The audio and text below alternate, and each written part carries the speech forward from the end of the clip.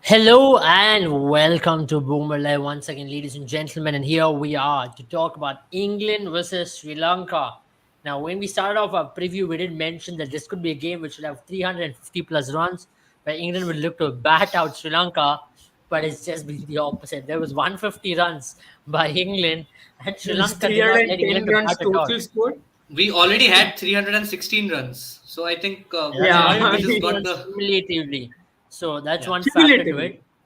Yeah, Yeah. cumulative, not even 50 runs. And on top of all that, Sri Lanka just did not let England to bat. There were wickets which fell in every consecutive intervals. Ben Stokes tried his best to survive, and he finally also got out. There were some brain fade moments from English batters as well here and there. We're going to be talking about this, that defending champions might be on their way back home. Rob Key or anyone cannot save them at this point.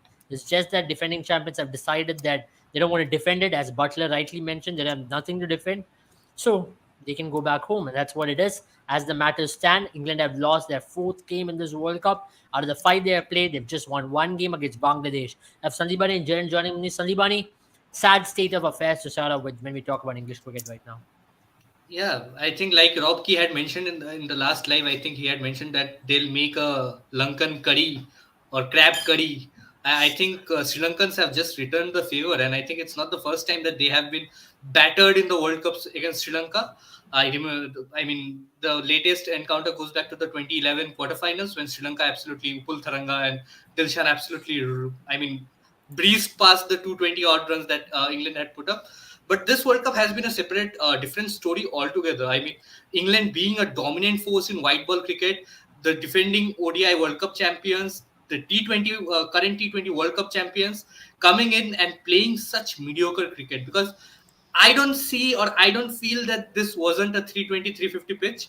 I think we were all correct in our assessment that it should have been a high scoring pitch. Just look at the way Sri Lanka batted.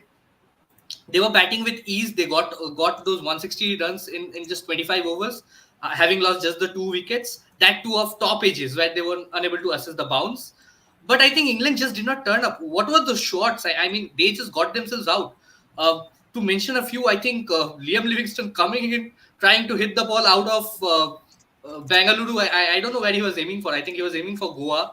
But he missed the ball altogether. LBW caught in front. And then I mean, it was just a mediocre performance, and they were at no point did it look like they were they were looking to sort of build a partnership or build an innings together. You see them trying to build an innings, and then you had a soft dismissal from Moeen Ali, a very soft dismissal from Chris Wokes. So Yeah. feel that they weren't allowed to get into the game. Sri Lanka were very good, and we were all wrong about Angelo Matthews not bowling. I think that is a surprise that he sprung. I think he was bowling after quite a long time, and he was bowling well. But then again, I don't feel this was a 156 total. I think Sri Lankan cricket is in dire straits right now, and they can Okay. only play party spoilers right now. They might well book tickets or probably even take a ship home because I mean England is not far.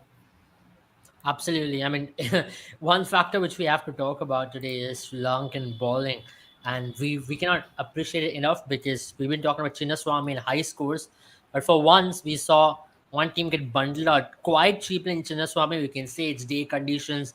There was quite a lot of bounce from Lahiru Kumara and whatnot, but then let's just give credit to Sri Lankan bowling. They came with a plan to make sure they don't give any room whatsoever, and Lahiru Kumara, that spell was really good. Three wickets he picked up. He was on the money. He made every batter of English team to make feel like they were some associate nation and facing a 140 kilometers bowler for the first time. Jaren, I think that really put England in the back foot to start off with.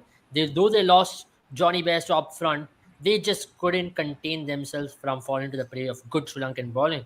They could have possibly taken their time, but they just kept losing wickets in every interval. Oh, yeah, I mean, you also have to remember that England should not have gotten that good start as well because remember when we were doing live, Johnny Bairstow had escaped LBW chance. No one reviewed, no one appealed because it looked like a straight drive right down the ground at the start. But the highlights or the replay showed that it had struck him on the toe first. So it was a cheeky escape, and that's probably where I thought, and looking at the first 10 overs till the Roots dismissal, actually, till the seventh over, I thought, okay, this is going to be another day where another team rolls, Sri Lanka down because remember they were 45, I think 40 odd by the end of the sixth 47 over. for no loss. Yeah. And then Angelo Matthews comes in. 2020 is the last time he had bowled. It's been 3 years since he's bowled in one day cricket. And Kushal Mendes, a, what a brilliant captain. I mean, we're seeing probably a signs of a very good captain in him. He throws the ball to Angelo Matthews. I think that was probably the golden choice or the golden decision of the match, because from there on, it just seemed like England had no way out. And he dismisses, I think he dismissed David Milan, which is Yeah. also a review again, well taken by Kushal Mendes. Then the run out, I think that's those two run outs, right? Joe Root's run out and Adil Rashid's run out shows the kind of mindset that England team is in right now.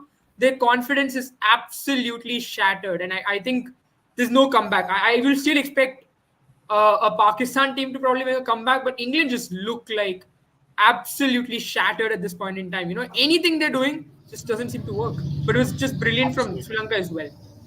I think it's still a True. race between four teams.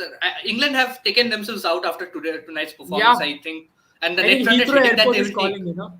Exactly, and even if they manage to win the next four on the trot, I think the net run rate will be very difficult to catch up to, because they just Yeah. have that one game against Netherlands. Yeah. Otherwise, they are Yeah. going to play Absolutely. India, they are going to play Pakistan, they are going to play Australia. It's not going to be Yeah. easy at all to get a win. Forget about the net run rate.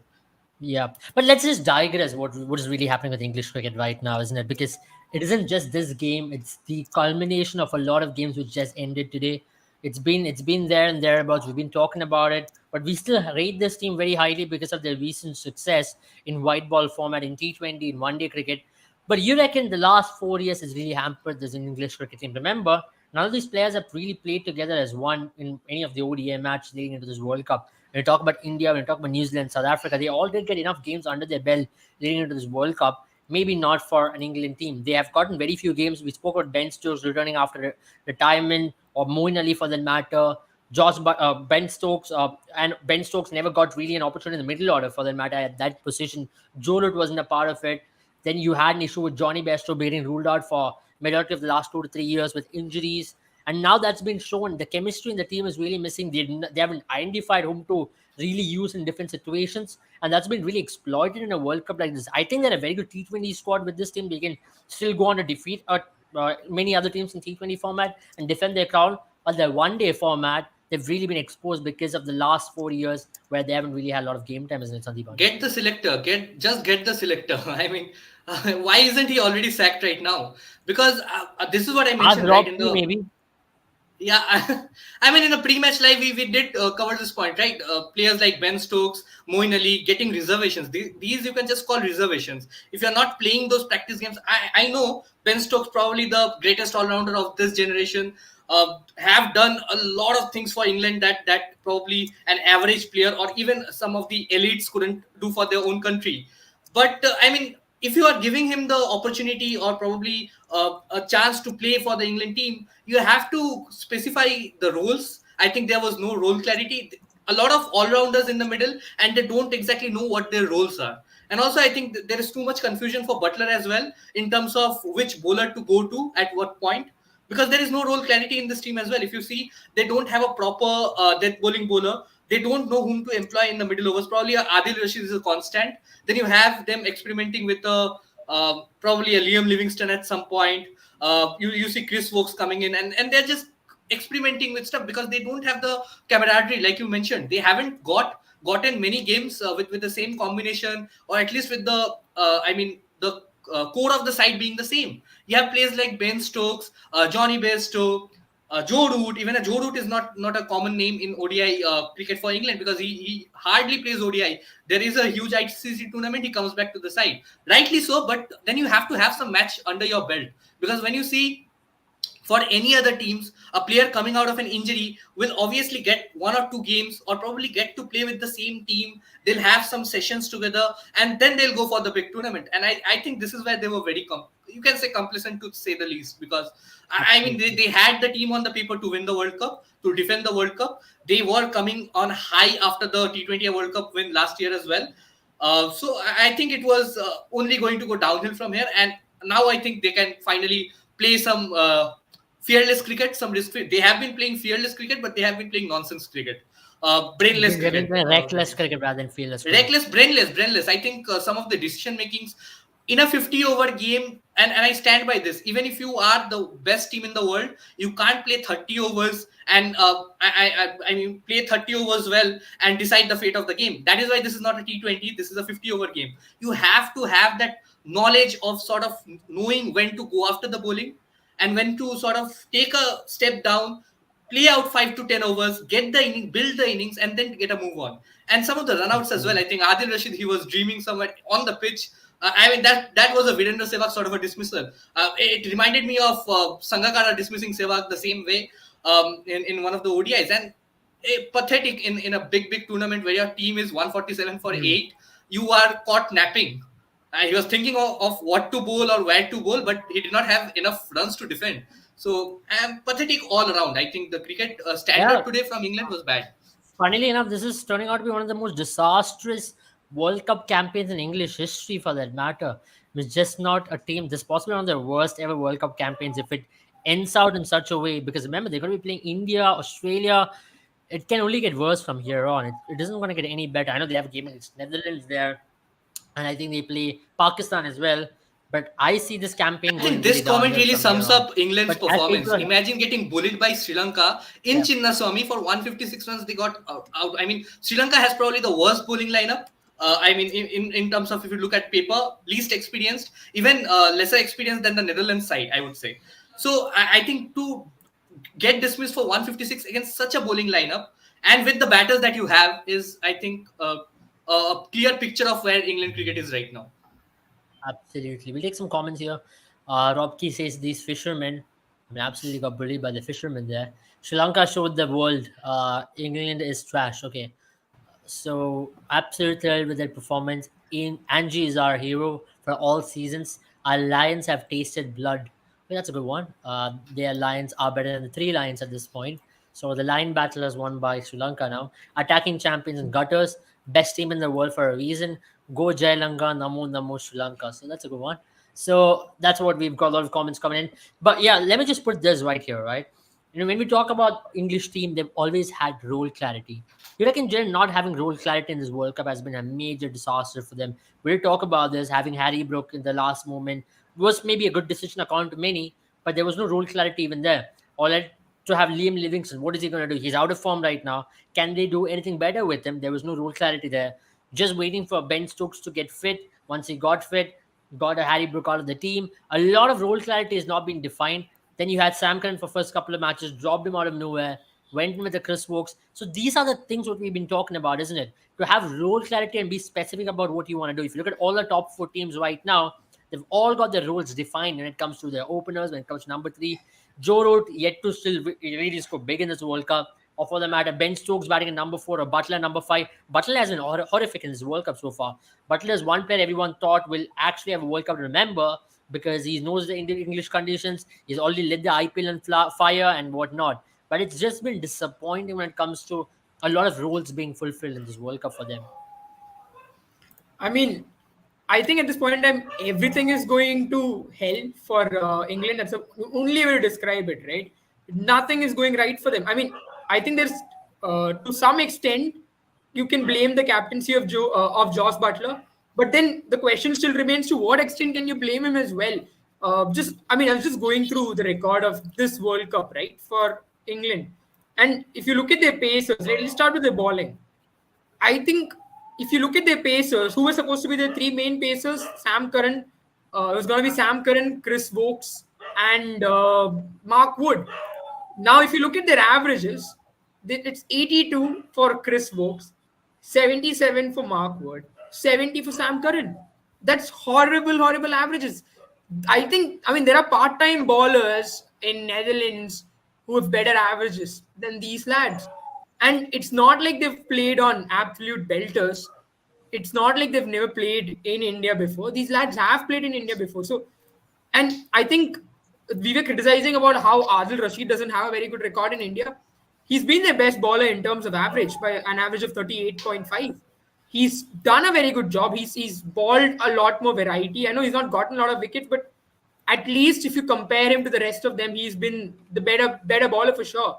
And when he has no support, I think Josh Butler at a point in time is just, choosing ballers randomly. Or I don't think anyone wants to ball at this point in time from this English team because everyone is Yeah. getting bashed.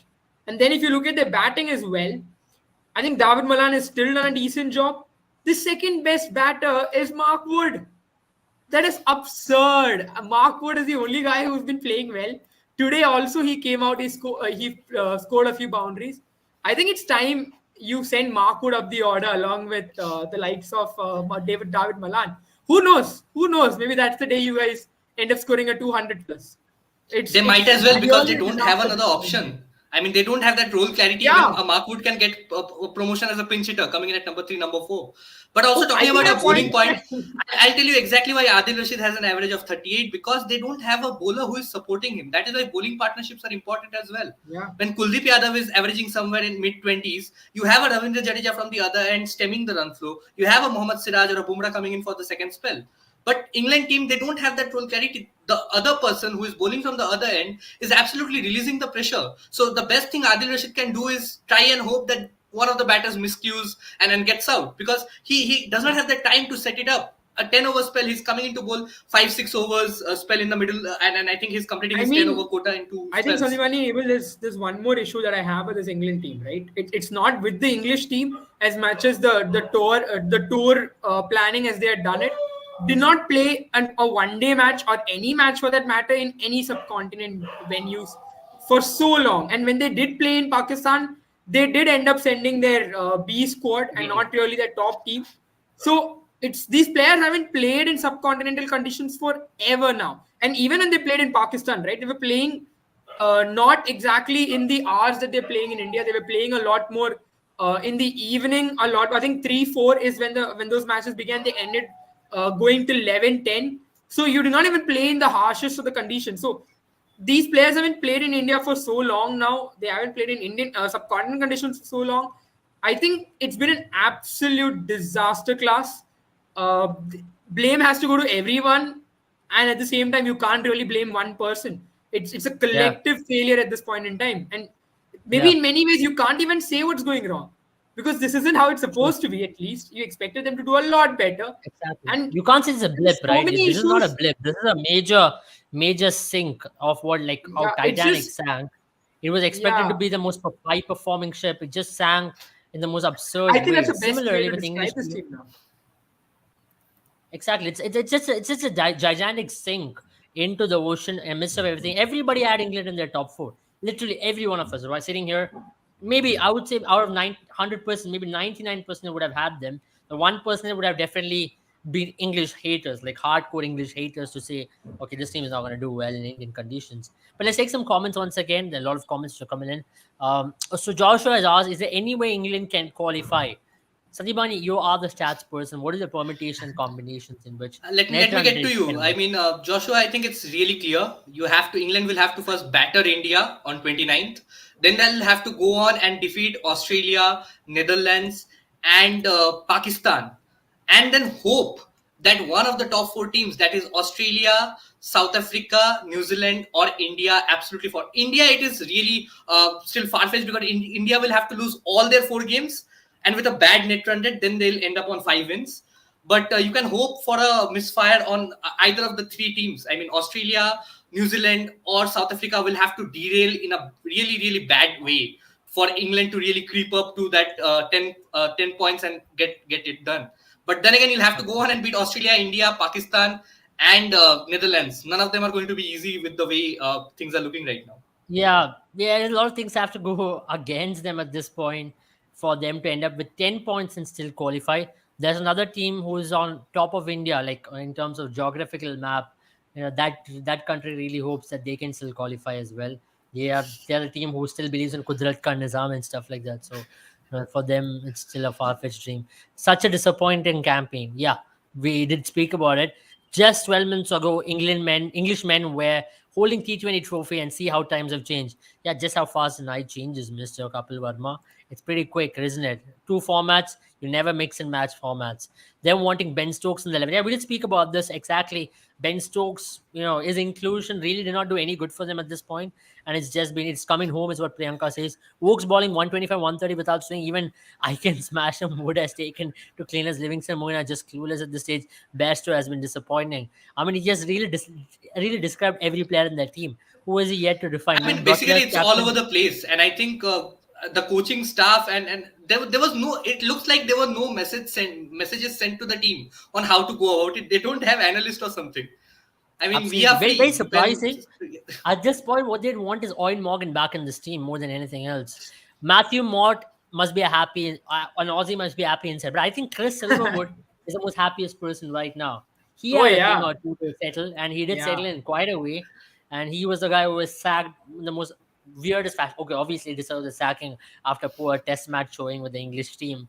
But after the sack, he's really shown it to them that, he can come back with a lower ranked nation and thrash them in the biggest of stages. So is the most happiest man at this point.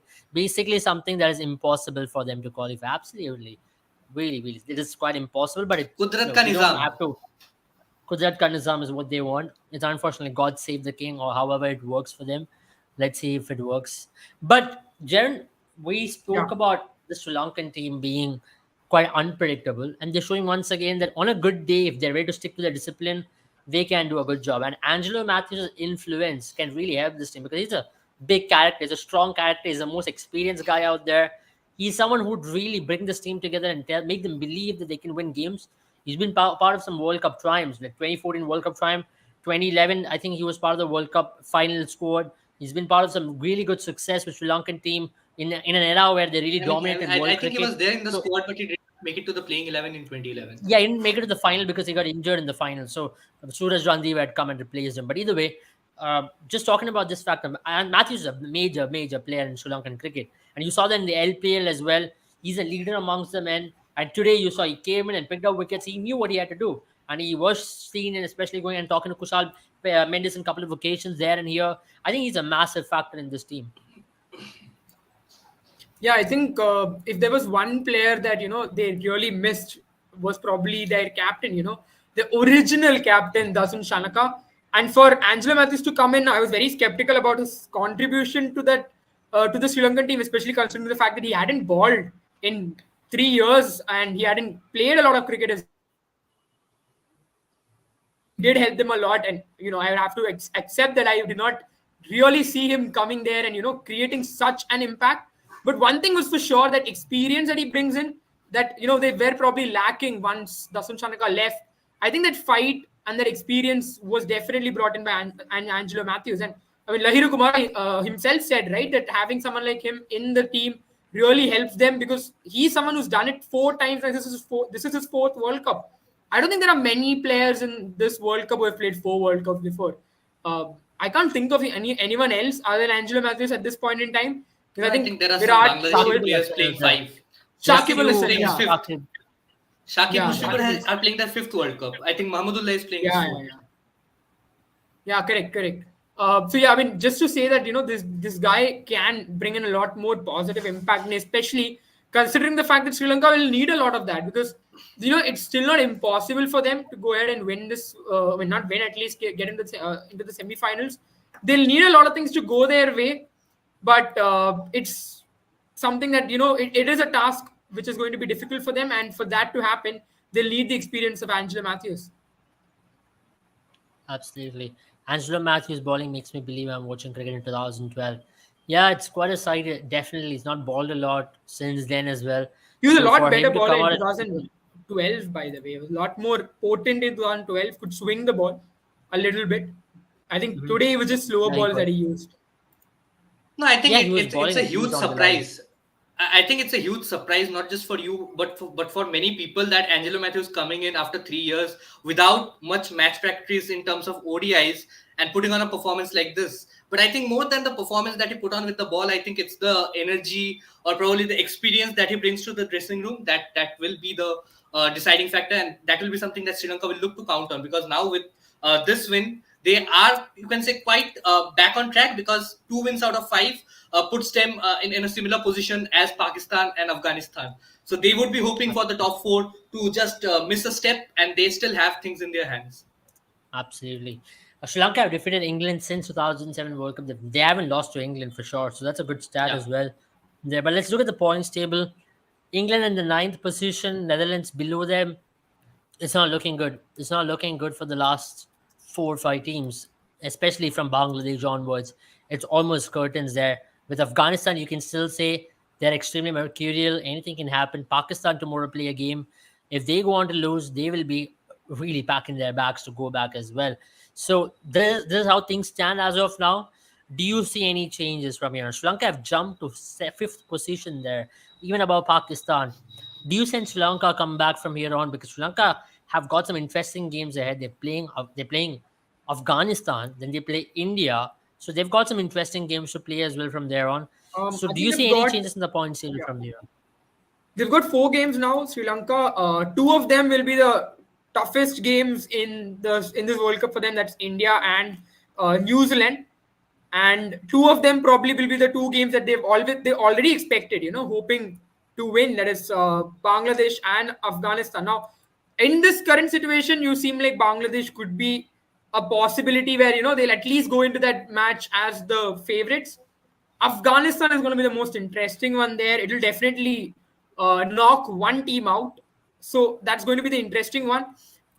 And obviously, they'll be looking at Pakistan and how their results are going as well. So tomorrow, Sri Lanka will be hoping that Pakistan it does not, basically loses against South Africa, so that that there starts to form a block of India and South Africa, where India and South Africa run away with it, and then they'll be hoping that both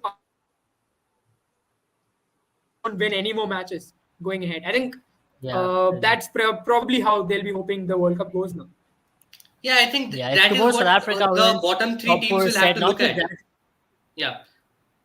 Yeah, I was saying, I I think think top that is Yeah, go what ahead. two. the I think that is what the number five, Go number ahead. six, number seven. I think Sri Lanka, Pakistan, and Afghanistan will really have to look at one of the two teams, South Africa or New Zealand, to falter, along with Australia, because Australia is still catchable. And I think the approach, Afghanistan or Sri Lanka wouldn't really mind Pakistan winning tomorrow, because if South Africa land at 4 wins out of 6, Australia can also go in and win the next one and land at 4 wins out of 6.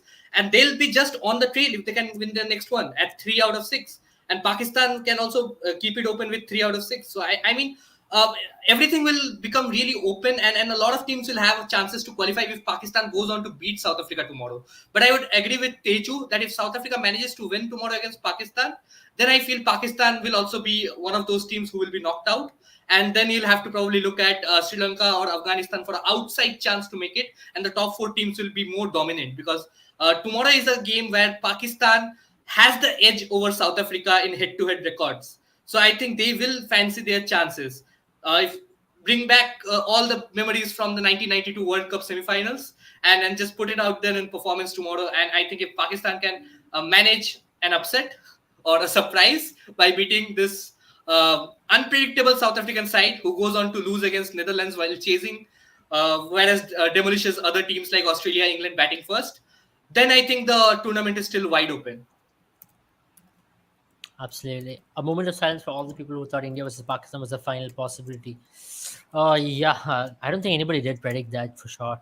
But either way, but if tomorrow South Africa, when there's another thing is the BCCI South Africa did want to believe or predict that. yeah, either way, it doesn't matter. South Africa, if they win tomorrow, they also go on top of the table. So that's a good part that South Africa will really want to look into. Then remember, if India falters here or there, then South Africa will possibly remain at the top of the table if they continue the winning run, or if India falters because of the net run that they've gotten. And you reckon this is the best time for South Africa to play Pakistan, because Pakistan is extremely underconfident. On the other end, South Africa is running into this game like a steam engine. They might just roll over a lot of teams with the momentum they've gotten because of the bowling attack they have. And let's just talk about their batting. It's possibly one of the most potent South African batting attacks which can take down any bowling attack in the world.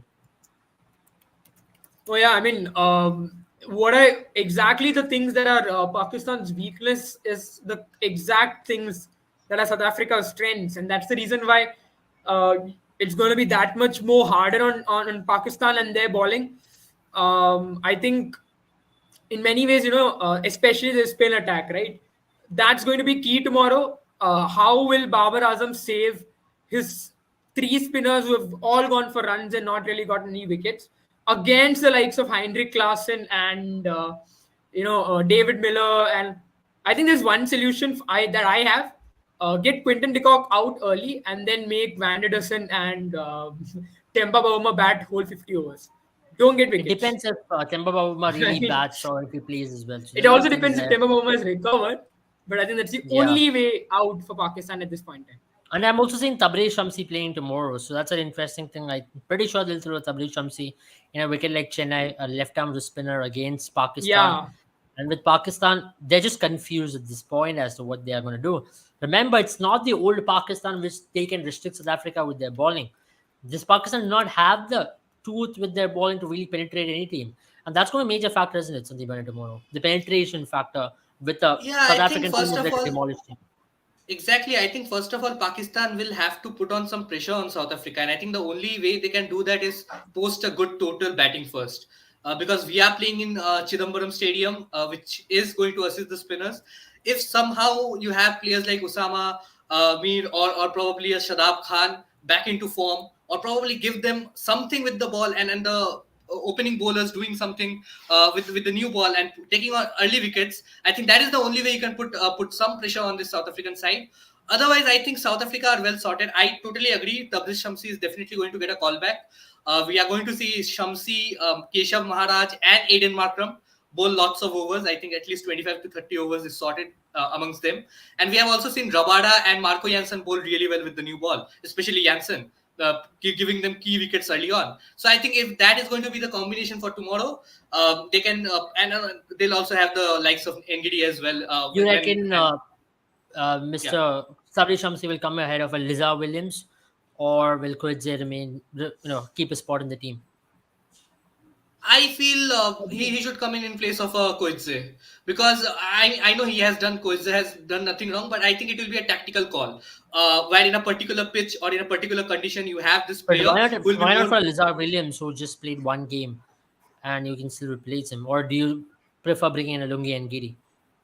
I prefer bringing in a Lungi Ngidi. This is what I said. I want Lungi Ngidi, Rabada, uh, Marco Jansen in the pace department, and Tabriz Shamsi and Keshav Maharaj in the spin department, assisted by Keshav Maharaj. Aiden Markram. Because I feel Markram can be a good six bowling option, and you don't really need a Koitzer for tomorrow's game. Having said that, if Pakistan do manage to put on a good score and take some early wickets, then I think Shamsi instead of Koitzer will be a questionable call, because then you won't even have a Williams in place of NGD to do the job for you. You'll weaken your batting. So Absolutely. I see either of no, I think Williams or for Koitze me, playing. I think it'll be kind of cruel to bench Coetzee because he was your star bowler last time around. He That did the is what it damage is, as right? well. You will have to take some tactical I calls. So if think India, you drop a Shardul Thakur after a good game, probably you drop a Shami after a good game if you feel Ashwin can do the job for you at number 8. That is the calls that you'll have to take. And Chidambaram without Shamsi is going to be no, difficult. no. The reason I say that is because also I think with Lizard Williams, he was not expected to be in the playing 11, right? He was not in the standard playing 11. I'm sure it was communicated to him as well. The only reason of that was because Lungi Ngidi was. Oh, I think the choice will be between Lungi Ngidi, Gerald Coetzee, and Tabrez Shamsi. So yeah, I Yeah. think in that case you might see Gerald Coetzee only because of that reason. If Lungi Ngidi returns from his niggle, which is But almost I most still likely. So think they yeah, would want to test Pakistan with excessive pace. That is by having yeah, Jalal so I think Kudze. that's where Lungi Ngidi might just be that factor, Abel, because he's got that bouncy, he's got that I think Jalal ball which Kudze has got really the hits the deck. And rapidness for a pitch that is so not I going to be think that bouncy. I think Jalal Kudze is going to be extremely rapid in a Chennai wicket. you have to also consider the fact that Lungi Ngidi is experienced playing in Chennai. So that's also another factor. He's done decent. I know he's not had great years for CSK, probably not even the best bowler that has played for CSK, but compare him to Gerald Coetzee, he's got more experience playing in Chennai. So that's another factor that might just come into place. Yeah, full toss and half volleys to Klassen by Shadab and Osama. Interesting. South Africa versus Pakistan will be a different story depending on the toss. Exactly. To be Yeah, honest, that's an interesting South point. Africa have Yeah. lost all their games chasing against Pakistan in World Cup. So South Africa would want to continue their strength of batting first, score big, take Pakistan to the game. I think once they score an extra 300 in the Chennai pitch, the game is over. The game is done and dusted there. Pakistan will be extremely under pressure to chase it down. Remember, Pakistan are already under pressure. Remember, PCB just issued a statement blaming it on Babar and Mickey Arthur. So, things are not really good right now in Pakistan. And the mood is definitely not looking good. I think yesterday, I think it was Cricket for one of the websites posted a picture of players smiling and like great spirits in Pakistan. I don't think so. Absolutely. I think it's the otherwise. You can really see the Pakistan team is under so much of pressure. Once they take field tomorrow, it's gonna be extremely hard. And I think it is They're really coming up with unfair to I just mean, I go had out there predicted in the this middle of a yesterday tournament only. and blame Yeah. your captain and coach. So I think in that respect, I think PCB has done the worst possible thing that you can do to your own country. You, And this is what the I had problem is with predicted this East yesterday Pakistan. itself, Sandipani. I told you Yeah, both that exactly. this is how Pakistan cricket operates. They like to find scapegoats. They'll always look for scapegoats because, see, we know a lot of fault lies with PCB as well. But PCB is never going to accept it. The political cricket board is never going to accept it. It's going to be But the players and the but coaches. in that The coaches respect, are I going to think they get the have got the brunt of correct it. person because Babar Azam is indeed the goat. I really absolutely. feel bad for Babar as well. You can't really blame everything on Babar. It's not like he's. I know there's a lot of issues with his captaincy and a lot of that, but Exactly. a No, no, captain is only pathetic. as good as his team, Pathetic and from his team PCB. has I been think there is no absolutely way you deplorable. can come in the middle of a tournament and just blame your captain and coach. That is the most Huh. horrific or the I agree worst thing with that you that can as do to well. your own country. No, this is just blame Absolutely. deflection. They want to deflect every media attention from themselves because the media has been hunting PCB down just as much as they've hunted Mickey Arthur and Barber down. They've been hunting PCB down as well. So this is more like, Mhm. okay, it's not our fault. We send the best team. It's their fault. And that's Yeah, basically it's a what's going deflection on. game. Like Mickey Arthur came in after the India game and said, "You did not play Dil Dil Pakistan." Wasim Akram, Yeah. I think, really summed it up really well. I mean, just Yeah. why didn't you play Kuldeep Yadav well? Because I think Dil Dil Pakistan was not getting played on the stadium. No, I Similarly, think it why was didn't you play the World Cup well? Mickey Wasim Arthur. Akram as well who asked, "Are you going there to do mujra or are you going there to play cricket?" So these are factors which you need to consider. You're not there to go out there, look at their faces, their But then, fitness looks how much can extremely you blame awful. Mickey Arthur as well? Fielding has Mickey been Arthur poor. said, yeah, I mean, Mickey Arthur said he doesn't want to do the job. It's obvious when they gave him that online. I have no idea. I mean, when I was taught online, I did not understand anything. I can totally understand. And this is cricket, which is supposed to be a sport. The coach is supposed to stay with the players. So I'm assuming Mickey Arthur said, I'm not going to be able to take a full time job. You still enforced it on him by asking him, can you do an online job? I'm assuming it was PCB officials who asked him, I think or who PCB should basically take the blame for it, came which in they're the not middle. going to. I So think how much they're can you blame him as Never. well? He's not seen these players. Probably he's yeah. had two, online conferences. Who I mean, I don't know, man. It's Yeah, it's it it's a doesn't work. It disaster doesn't there work. as Just well. to, firstly, he's a foreign coach. The culture doesn't I think really we are matter. We've going had on a the wrong discussion on track. I this. think today is not the day where we go after PCB. I think we should go after ECB, which is, Yeah, I mean, doing an equally bad job, if not worse. but at least ECB has something to show in their credentials for the last 4 years, which PCB doesn't. Definitely, That's what definitely, we'll be talking definitely. about. That they have. At least they are one of the best test teams in the world. They have put invested in on test cricket, and they've But been doing but a good I'll job. I'll tell you, Abel, honestly, I think this is just ruining the legacy of some of the greats of the game that could have been. I mean, you talk about a Ben Stokes or a Moeen Ali, people who had such great memories of them winning the 2019 ODI World Cup or the But I 22 don't think T20 this World will Cup. really erase anything out of them. They're still No, going to but be I known think for it just 2019. lessens a player, right? To be Just very coming in and honest, not being able to for England perform. cricket board, they'll still escape. It's just one Yeah, they'll World Cup escape. which they've had blip off. They'll escape. I They don't. have the funds. I When you I have can the also funds, you say can the other escape. side they only had success in one World Cup in throughout the history of the 46 years of history of World Cups. They only had success in one World Cup, which is 2019. But if you look at the other side That of too, things, thanks to how a they've overthrow performed in the rule. last 8 years, there's just one of the very few tournaments where they've really been disastrous. So I think we can give them that leeway, but questions have to be raised. I think English cricket board will be accountable for it, and then one cricket board which I'm pretty sure will call for heads. They are very accountable for what they do. I've seen that with the test team. We've seen that in the 2015 transition period as well. They know exactly whom to pinpoint, what exactly went wrong, and I think it's a genuine blip. To be honest, they were Luke exhausted Wright is coming a after goner. their I think ashes. Luke Wright is an absolute goner right now.